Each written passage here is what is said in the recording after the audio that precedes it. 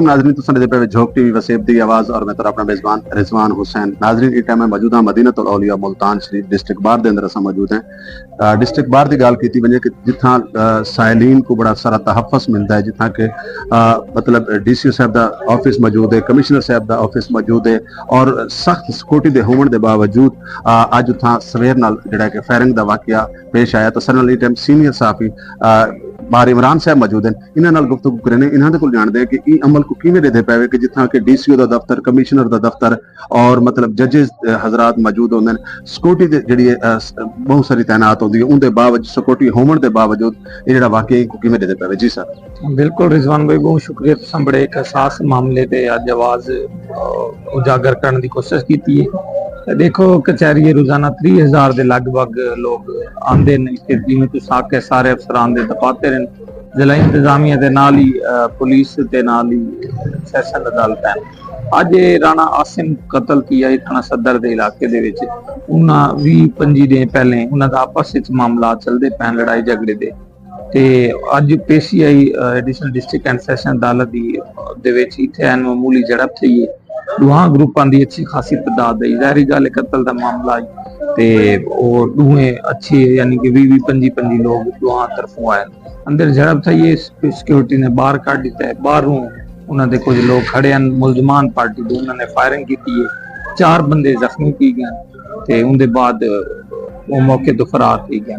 और मामला इत्थे है कि जिवें तुसीं आखिया कि इत्थे बड़े अहम अफसरान ही कचहरी दे विच हुंदे ने, बाल ही आंदे ने, रोजाना दे अहम पेशियां होंदियां ने लोगां दियां, तहफ़्फ़ुज़ वास्ते इत्थे आंदे ने। बाहर दे जितने लड़ाई झगड़े होंदे ने, बाहर दे बहुत दहशत संगीन नोयत दे केसेस विच मुलजमान अपने तहफ़्फ़ुज़ वास्ते इत्थे आंदे ने। अगों कचहरी दे विच इहो जिहियां सूरत हाल सामने आउणा, उन्हां को इहो जिहे तरीके नाल हवाई फायरिंग होनी या सीधे स्ट्रेट फायरिंग होनी, तां मेरा ख्याल है ये सिक्योरिटी इदारियां दी मैं समझना मुल्तान पुलिस दी थोड़ी जी गफलत ते कोताही है कि हो सकता है जख्मी तैन अगर सीधियां गोलियां लग होंदियां तां डेथ ही की सकती है।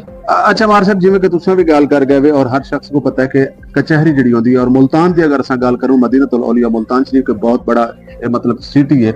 अगर असां पंजाब की गल करें तो पंजाब दे विच लाहौर तो बाद बहुत बड़ी सिटी है। अगर डिस्ट्रिक्ट बार दे विच आवन वाले साइलिन जिथे कि उन्हां को तहफ़्फ़ुज़ मिलता है, बुकला हजरात और असास इदारियां दे ऑफिस, उनके बावजूद अगर ऐसे पॉइंट के उत्ते अगर इस तरीके का अमल थी सकता तो तुसीं क्या समझते हो कि असां तवल कहीं भी जगह ते महफूज कहनी?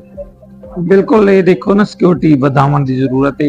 इत्थे तो आपको पता है कि पूरी कचहरी दे कचहरी की जिहड़ी सिक्योरिटी उनकी तादाद 20 तो 25 है। सिर्फ 20 तो 25 अफराद किवें 30,000 लोगों को रोजाना मॉनिटर कर सकते हैं। ते ये संगीन नोयत दे जराइम होंदे ने, मुलविस होंदे ने। असां सजेशन दी है CPO मुल्तान को ऑलरेडी मुल्तान की साफी बरादरी उन्होंने को पॉइंट आउट किया ही बाहर ओदे दौरान नहीं आखाई कि सिक्योरिटी ज्यादा की वने, CCTV कैमरे कम हैं वो वधाए वने, सिक्योरिटी की तादाद जिहड़े गश्त करन, इहो जिहे संगीन नोयत दे जिहड़े मुकदमात होंदे ने उनदे ज्यादा तादाद विच आवाम को अंदर ही ना आवन दिता वने। बहुत मुख्तसर जिन्हां दी पेशी होंदी है उन्हां को चेक करते उन्हां को भेजा वने ते ज़ाहिरी गल है अगर इन ना कीता वैसी तो इहो जिहे मामलात सामने आसन। बहुत खौफ से वकला टाइम फायरिंग थी है, अवाम बड़ी परेशान थी है, बालन खवातीन आए मुख्तलिफ केसेस एक मैं समझने पूरी दहशत गर्दी की फिजा कायम की गई है। जेडे लोग जियां काम करेंदे दहशत गर्दी के मुकदमात का अंदराज जरूरी है, सिक्योरिटी वधाई वने, CCTV कैमरे लाए वने ते इहो जिहे लोगों तक नाल वो जे कानूनी आनी हाथा नाल अगर ना निपटा वैसी तो ये वाकयात रोक नहीं सकते। इन अमल तो बाद तुसें क्या समझते हो कि मुल्तान इंतजामिया, मुल्तान पुलिस, मुल्तान दे दीगर इदारे या मुल्तान जिहड़ी पुलिस है वो नाकाम नहीं थी? देखो असा नाकाम तो कि मैं आखूं पिछले दिन इस्लामाबाद कोर्ट के बाहरों 2 अफराद का मर्डर किया।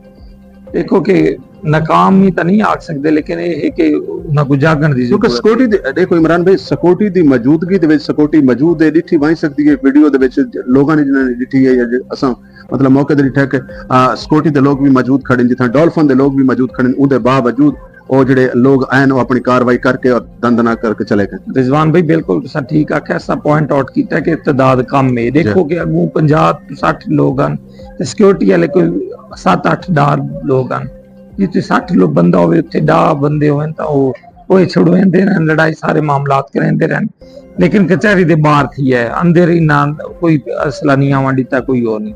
हुण देखो ना कचहरी दे बाहर वकूआ थी वरना ये वाकई नाकामी तो है, लेकिन मैं तो सिक्योरिटी ज्यादा होवे इन्ना हुण सख्त इन्हां दे उत्ते दहशतगर्दी दा मुकदमा होवे, इहो जिहे लोग जिहड़े इन्हां लड़ाई झगड़े च मुलविस होंदे ने, इहो जिहियां खौफ हरास पे लैंदे ने, दहशतगर्दी ते एक्ट दे तहत इन्हां नाल जिहड़ा इन्हां सलूक कीता वञे तां वत वाण ते रुक सेन, अदरवाइज नहीं रोक सकदे। अमर साहब मेरा आखिरी सवाल उसी अगर असां डिस्ट्रिक्ट बार दी गल करने, हाई कोर्ट बार दी गल करने, माशाल्लाह तुसां अरसा दराज तो ये भीड़ तुहाडे कोल है और तुसां बहुत सारी चीज़ां को बड़े मतलब डीपली तरीके दे नाल दे देवे। अज देखो ना अज एक वकूआ थी, वकूआ कोई भी छोटा नहीं होंदा, 2 बंदे 4 बंदे जख्मी थी वणना या एक्सपायर थी वणना, वकूआ तो थी गया ना, दहशत है मतलब लोगों दे एक जिहड़ा होंदा ना डर खौफ वो तो खत्म थी गया। बिल्कुल लोगों दा तो डर खौफ तो वध गया है, आवाम दा तो वध गया है, लेकिन ये है कि ये जेडे ऐसे अनासर हैं जेडे ग्रुप है जो जे अपने आप को जगह ग्रुप समझते हैं, जगह ग्रुप को मुल्तान पुलिस को सीधा करने की जरूरत है। जे ताई इन्हां ते जुर्म ना फिर सीधे नहीं थींदे, सजा पिसरा की ज़बान दे से इन्हां दा काम लगना जरूरी है। जी बहुत शुक्रिया, बहुत मेहरबानी सर माहिर इमरान साहब गुफ्तगू करने पैन आप जेड़ा कोर्ट रिपोर्टर हैं डिस्ट्रिक्ट बार मुल्तान दे। और अगर गल की वजे तो ऐसे वकूआ यानी ऐसा वकूआ जड़ा है क्योंकि जेडे ऐसे अनासर हैं उन्होंने खिलाफ मुल्तान इंतजामिया को, मुल्तान पुलिस को और मुल्तान के तमाम इदारे को फिल फॉर एक्शन गिनना चाहिए। और इन्हें जिमें कि मैं तो दसेंदा पिया कि ऐसा वकूआ थी वजना मुल्तान डिस्ट्रिक्ट बार के मेन गेट के उत्ते तो यकीनन यह हैरत कुन गाल है। ये मुल्तान इंतजामिया को, मुल्तान पुलिस को, मुल्तान के तमाम इदारे को चाहिए कि ऐसे अनासर को कड़ी तो कड़ी सजा मिलनी चाहिए ताकि अज ये वकूआ पेश आए तो आइंदा तो ऐसा कोई वकूआ ना थी सके। और अगर मैं एक गल करा कि जी टाइम का वकूआ इतना पेश थी है उन तो बाद मुल्तान डिस्ट्रिक्ट बार दे विच बहुत सारी खौफ व हरास है, हर शख्स परेशान है कि एक ऐसी जगह जिथा के मतलब लोगों के केस होंगे हैं, बहुत सारे आला अफीसरान के दफातर मौजूद हैं। DCO साहब की गल करा, कमिश्नर साहब की गल करा, बाकी पुलिस के काफी सारे दफातर मौजूद हैं और उस जगह पर ऐसा वकूआ थी वजना एक बड़ी सवालिया निशान है। नाज़रीन जुड़े रहे झोंक TV वसेब की आवाज़ अपने मेजबान रिजवान हुसैन को इजाज़त। अल्लाह हाफिज़, अल्लाह निगहबान।